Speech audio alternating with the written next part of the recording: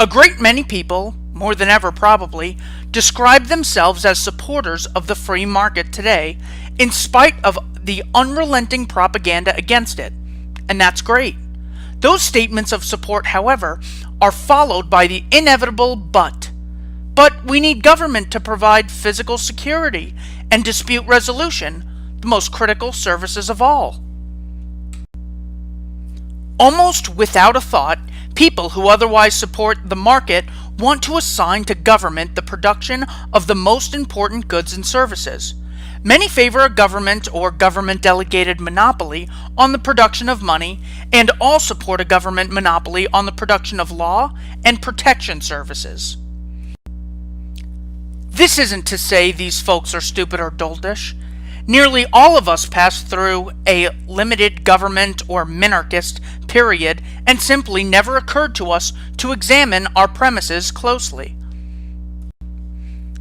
To begin with, a few basic economic principles ought to give us pause before we assume government activity is advisable. Monopolies, of which government itself is a prime example, lead to higher prices and poorer service over time. The free market's price system is constantly directing resources into such a pattern that the desires of the consumers are served in a least cost way in terms of opportunities foregone. Government, by contrast, cannot be run like a business, as Ludwig von Mises explained in Bureaucracy. Without the profit and loss test, a government agency has no idea what to produce, in what quantities, in what location, using what methods. Their every decision is arbitrary. In other words, when it comes to government provision of anything, we have good reason to expect poor quality, high prices, and arbitrary and wasteful resource allocation. There are plenty of other reasons that the market, the arena of voluntary interactions between individuals, deserves the benefit of the doubt over the state, and why we ought not to assume the state is indispensable without first seriously investigating to what degree human ingenuity and the economic harmonies of the market can get by without it. For instance, the state acquires its revenue by aggressing against peaceful individuals. The state encourages the public to believe there are two sets of moral rules. One set that we learn as children, involving the abstention from violence and theft, and another set that applies only to government, which alone may aggress against peaceful individuals in all kinds of ways. The educational system, which governments invariably come to dominate, encourages the people to consider the state's predation morally legitimate and the world of voluntary exchange morally suspect. The government sector is dominated by concentrated interests that, I don't think these interests would be taken as meaning people, lobby for special benefits at the expense of the general public, while success in the private sector comes only by pleasing the general public. The desire to please organized pressure groups nearly always outweighs the desire to please the people who would like to see government spending reduced. And most of those people, it turns out, want to reduce it only marginally anyway. In the United States, the government judiciary has been churning out preposterous decisions with little to no connection to original intent for more than 2 centuries. Governments teach their subjects to wave flags and sing songs in their honor, thereby contributing to the idea that resisting its expropriations and enormities is treason. The list could go on indefinitely.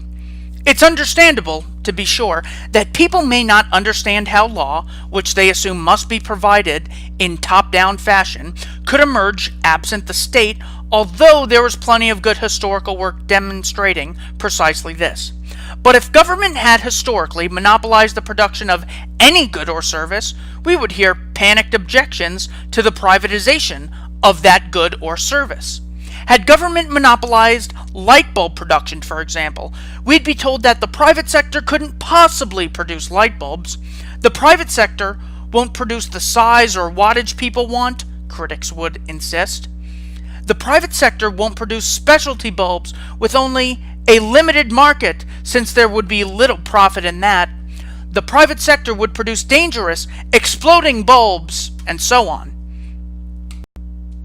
Since we have lived with private light bulbs all along, these objections seem laughable to us. No one would want any of the scenarios these hypothetical critics warn about, so the private sector obviously wouldn't produce them. The fact is, competing sources of law have been far from uncommon in the history of Western civilization. When the king began to monopolize the legal function, he did so not out of some abstract desire to establish order, which already existed, but because he collected fees whenever cases were heard in the royal courts. Naive public interest theories of government, which no sensible person believes in any other context, do not suddenly become persuasive here. Murray N. Rothbard was fond of citing Franz Oppenheimer, who identified two ways of acquiring wealth. The economic means to wealth involves enriching oneself by voluntary exchange, creating some good or service for which other people willingly pay. The political means, said Oppenheimer, involves the unrequited appropriation of the labor of others. How do we in the Rothbardian camp view the state? Not as the indispensable provider of law, order, or security, or other so-called public goods. The whole theory of public goods is shot through with fallacies anyway. The state, rather, is a parasitic institution that lives off the wealth of its subjects, concealing its antisocial, predatory nature beneath a public interest veneer. It is, as Oppenheimer said, the organization of the political means to wealth. The state, wrote Rothbard, is the organization in society which attempts to maintain a monopoly of the use of force and violence in a given territorial area. In particular, it is the only organization in society that obtains its revenue not by voluntary contribution or payment for services rendered, but by coercion. While other individuals or institutions obtain their income by production of goods and services, and by the peaceful and voluntary sale of these goods and services to others, the state obtains its revenue by the use of compulsion, that is, by the use and the threat of the jailhouse and the bayonet. Having used force and violence to obtain its revenue, the state generally goes on to regulate and dictate the other actions of its individual subjects. The state provides a legal, orderly, systematic channel for the predation of private property. It renders certain, secure, and relatively peaceful the lifeline of the parasitic caste in society. Since production must always precede predation, the free market is anterior to the state. The state has never been created by a social contract. It has always been born in conquest and exploitation. Now, if this description of the state is true, and I think we have good reason to believe it is merely limiting it possible or even desirable?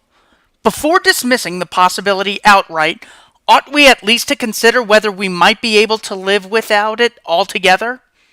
Might the free market, the arena of voluntary cooperation, really be the great engine of civilization we otherwise know it to be? Let's go back to the Constitution and the Founding Fathers, people say. This would be an improvement, no doubt, but experience has taught us that limited government is an unstable equilibrium. Governments have no interest in staying limited when they can expand their power and wealth by instead increasing their power.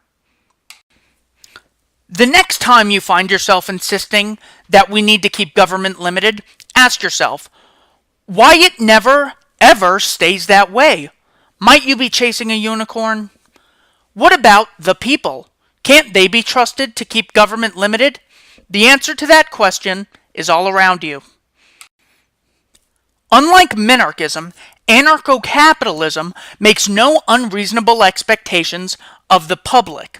The minarchist has to figure out how to persuade the public that even though the state has the raw power to redistribute wealth and fund cute projects everyone likes, it really shouldn't. The minarchist has to explain one at a time the problems with each and every conceivable state intervention, while, in the meantime, the intellectual class, the universities, the media, and the political class combine against him to convey the very opposite message. Instead of requiring the fruitless task of teaching everyone what's wrong with farm subsidies, what's wrong with Federal Reserve bailouts, what's wrong with the military-industrial complex, what's wrong with price controls, in other words, instead of trying to teach all Americans the equivalent of 3 graduate courses in economics, history, and political philosophy, the Anarcho-Capitalist Society demands of the public only that it acknowledge the basic moral ideas common to just about everyone. Do not harm innocent people, and do not steal. Everything we believe follows from these simple principles. There is a huge literature dealing with the most frequent and obvious objections. Wouldn't society descend into violent strife as armed bands fought for turf? How would disputes be resolved if my neighbor chose one arbitrator and I chose another?